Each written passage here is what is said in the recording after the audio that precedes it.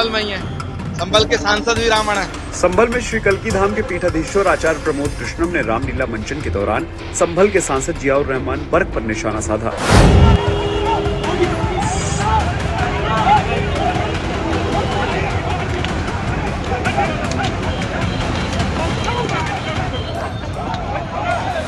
अयोध्या में फैसला भी आया, राम मंदिर भी बन गया, राजनीति भी हो गई, चुनाव भी बीजेपी हार गई। लेकिन इन सब के बाद क्या दोबारा से सुप्रीम कोर्ट जाकर फैसले को पलटा जा सकता है? यह बात मैं इसलिए उठा रहा हूं क्योंकि एक पिटीशन, एक याचिका दायर हो सकती है, जिसको लेकर अब खुल्लम खुल्ला किसी और ने नहीं बल्कि देश के एक मशहूर न्यायविद ने कहा है। जिस तरह का बयान हाल ही के एक इंटरव्यू के दौरान सीजीआई रहे चंद्रचूड़ साहब ने दिया, जो उस वक्त राम मंदिर के लिए जब फैसला आया था उसी बेंच में शामिल थे, और उन्होंने अब दूसरी तरीके का एक बयान दे डाला है जो एक दूसरे को काटते हुए नजर आते हैं। ऐसे में प्रोफेसर साहब ने मामला उठा दिया है कि क्या याचिका दायर करनी चाहिए, और अगर ये याचिका दायर हुई, सुनवाई हुई, तो क्या फैसला पलटा जाएगा?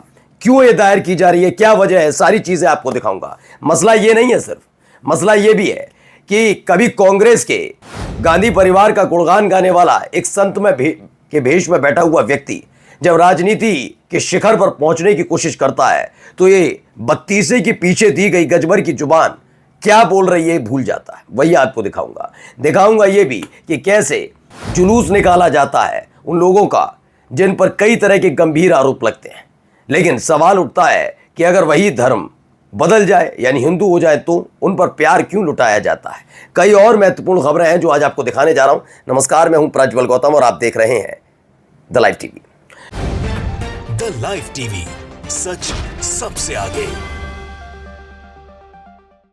शुरुआत इस खबर के साथ करने जा रहा हूं। ये आज की बहुत बेहतरीन खबर है, पढ़िए। प्रसिद्ध न्यायविद हैं प्रोफेसर मोहन जी गोपाल ने कहा कि चंद्रचूड़ के हाल के बयानों के मद्देनजर अयोध्या मामले में क्यूरेटिव पिटीशन डाली जा सकती है। चंद्रचूड़ अयोध्या विवाद पर सुप्रीम कोर्ट के फैसले के उलट बोले जा रहे हैं। फैसले में कहा गया था कि ऐसा कोई प्रमाण नहीं मिले जिनसे साबित होता हो कि बाबरी मस्जिद मंदिर तोड़कर बनाई गई। चंद्रचूड़ इसी आधार पर बाबरी परिसर में 1949 में चोरी से मूर्तियां रखे जाने को सही ठहरा रहे हैं। उनके हिसाब से तो फिर बाबरी मस्जिद का ढहाया जाना भी सही हो जाता, जबकि सुप्रीम कोर्ट के आदेश में उसे अवैध बताया गया। और खास बात क्या है, ये चीफ जस्टिस ऑफ इंडिया थे जब अयोध्या वाला फैसला आया था। फैसला कुछ और था और आज ये ऐसे बयान दे रहे हैं उसी फैसले को देने वाला एक जज, जब फैसला ये के विरुद्ध ये बात कहने लग जाए कि नहीं, दरअसल मस्जिद बनी ही गलत तरीके से थी, किसी मंदिर के नींव पर मस्जिद खड़ी नहीं हो सकती, वो अपवित्र मानी जाती है, नापाक मानी जाती है। जबकि अपने उस फैसले के दौरान उन्होंने इस बात का कोई भी जिक्र नहीं किया था कि उस मस्जिद, बाबरी मस्जिद ढांचा जो है, जो मस्जिद बनी हुई है, उसके नीचे कुछ है तो सही, लेकिन क्या वो मंदिर है, ये साबित नहीं हो पाया था। ये आदेश कहता है सुप्रीम कोर्ट का, और यही सीजीआई साहब थे, यही उस बेंच में शामिल थे जिन्होंने आदेश दिया था। और सोचिए ये महत्वाकांक्षाएं क्या हैं। अब क्यूरेटिव पिटीशन डाली जाती है तो क्या क्या हो सकता है, इसे समझाने की कोशिश करता हूं। दरअसल पहले हिंदुस्तान की इस खबर को पढ़िए। हिंदुस्तान की ये खबर बहुत महत्वपूर्ण हो जाती है। नीचे पूरी इस खबर में लिखा है कि चंद्रचूड़ ने एक इंटरव्यू में कहा था कि बाबरी मस्जिद का निर्माण ही मूल रूप से अपवित्र था। उनका कहना था कि जिस स्थान पर पहले से मस्जिद हो, वहां मंदिर हो, वहां मस्जिद बनाना ही अपवित्र था। इसी को लेकर विवाद शुरू हो गया और प्रोफेसर जी मोहन गोपाल ने तो राम मंदिर पर आए फैसले के खिलाफ याचिका दाखिल करने की बात कही है। उन्होंने कहा चंद्रचूड़ के बयान के आधार पर ही क्यूरेटिव पिटीशन दाखिल की जा सकती है।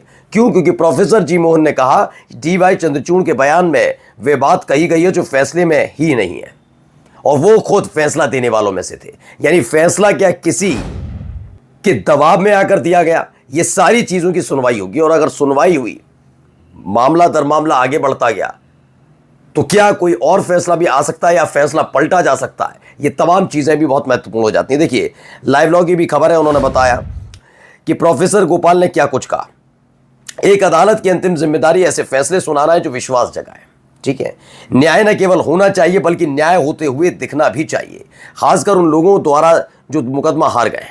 ठीक है ना, मेरी निजी राय में अयोध्या का फैसला गलत था, ये गोपाल साहब कहते हैं। अब सवाल है कि क्या हमें जस्टिस चंद्रचूड़ की बातों के आलोक में क्यूरेटिव पिटीशन दायर करने के लिए मिलकर काम करना चाहिए? शायद हमें ऐसा करना चाहिए, देखते हैं आगे क्या होता है। ये कहते हुए नजर आते हैं, यानी कि ये सारी चीजें पलट सकती हैं क्या। अब आइए एक खूबसूरत तस्वीर दिखाऊं। खूबसूरत क्या है आप समझिए, इस दौर के हिसाब से बिल्कुल ठीक तस्वीर है।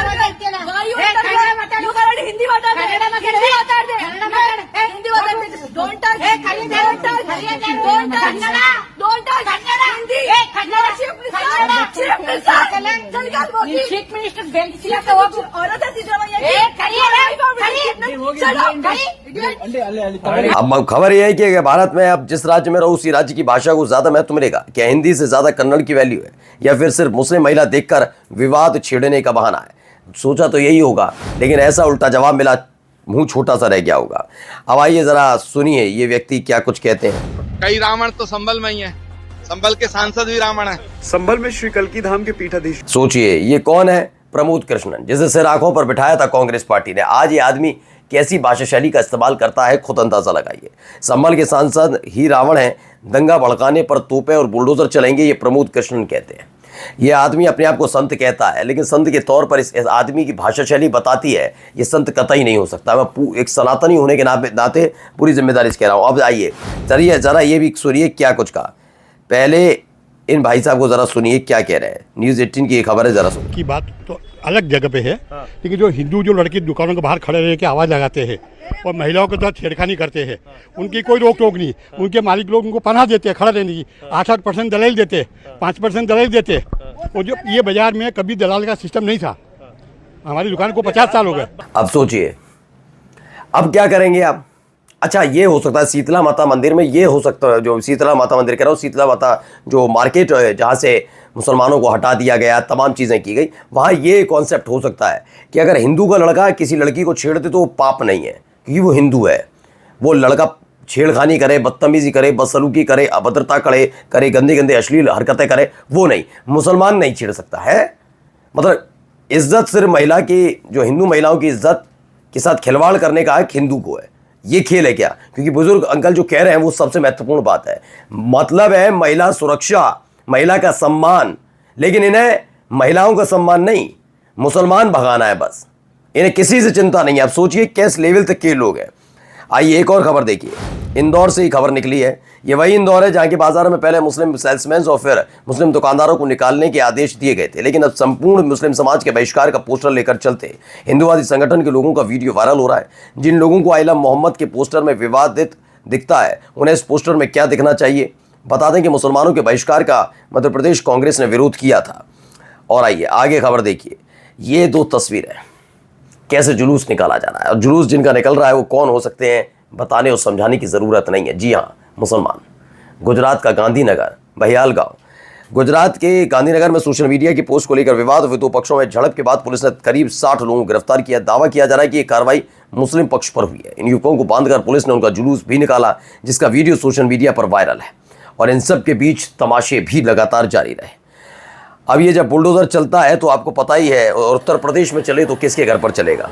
तो देख लो भैया किसके घर पर चल रहा है, ये तस्वीरें देख लीजिए।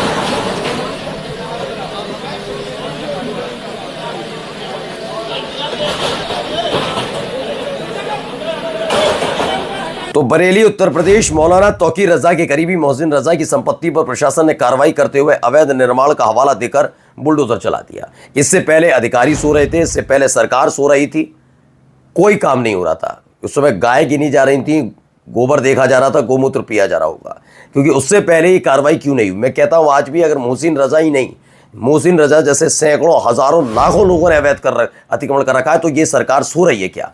ये तभी क्यों जागती है जब कोई विवाद होता है और फिर आरोपी उसमें जो होता है उसके आधार पर उस पर कार्रवाई शुरू होती है, तभी क्यों होता है? उससे पहले सोते हो क्या? क्या मुफ्त की सैलरी उठाई जाती है?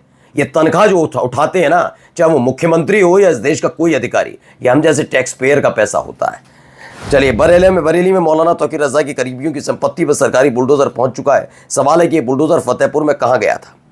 आगरा में दलित सांसद के घर पर हमला करने वाले हमलावरों पर यह बुलडोजर क्यों नहीं चलाता? बहराइच के महसी में मुसलमानों के मकान दुकानों में आगजनी तोड़फोड़ करने वालों के खिलाफ ये बुलडोजर क्यों नहीं चल पाया था? सवाल है कि सुप्रीम कोर्ट द्वारा बुलडोजर कार्रवाई पर लगाई गई रोक का क्या हुआ?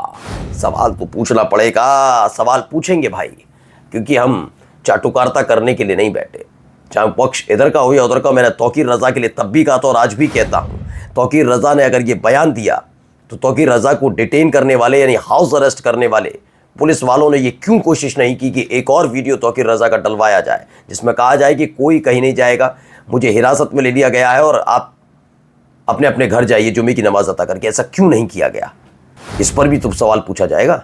जब जी तौकीर रजा के कहने पर लोग आ रहे थे तो बहुत आसान था, ये कहलवा देते, एक वीडियो दिलवा देते। चलिए अब जरा यहाँ पर भी देखिए, उसी शय पर हो रहा है।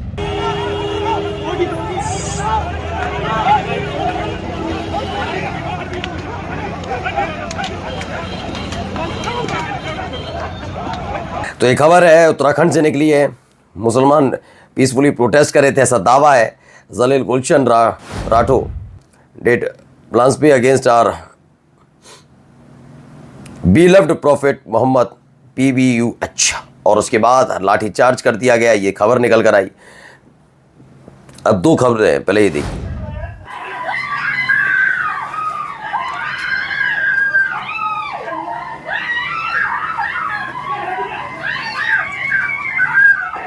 अब खबर क्या, हापुड़ में मुस्लिम व्यक्ति ने हथियारों के साथ सोशल मीडिया पर तस्वीर डाल दी तो योगी पुलिस उसे आधी रात घसीटते हुए ले गई। दूसरी तरफ राजा भैया की पत्नी ने अवैध हथियारों की तस्वीर सोशल मीडिया पर डाली, लेकिन कोई कार्रवाई नहीं हुई। ये अंतर ही तो है। वहीं देखिए एक खूबसूरत तस्वीर भी आपको दिखा देता हूँ। ये तो एक तरफ मुस्लिम समाज है जो एक कतार में बैठकर नमाज अता कर रहा है, तो दूसरी तरफ रामलीला हो रही है। ये खूबसूरती है, चाहे कितनी कोशिश कर लें संवैधानिक पदों पर बैठकर भी जहर घोलने वाले, नफरत घोलने वाले, लेकिन ये तस्वीरें निकल कर आएंगी और ऐसी जगह से निकल कर आएंगी जहाँ का बेटा होने का दावा बड़े बड़े नेता करते हैं। वाराणसी। आइए जाते जाते अब कोई खबर और दिखाने जा रहा हूँ, जरा सुन लीजिए क्या कह रहा है बेटा लड़का। भाई क्यों है? नरेंद्र मोदी को देखने आए हैं क्या? नहीं, पैसा के लिए आया। कितना देगा ले तुमको? 1000।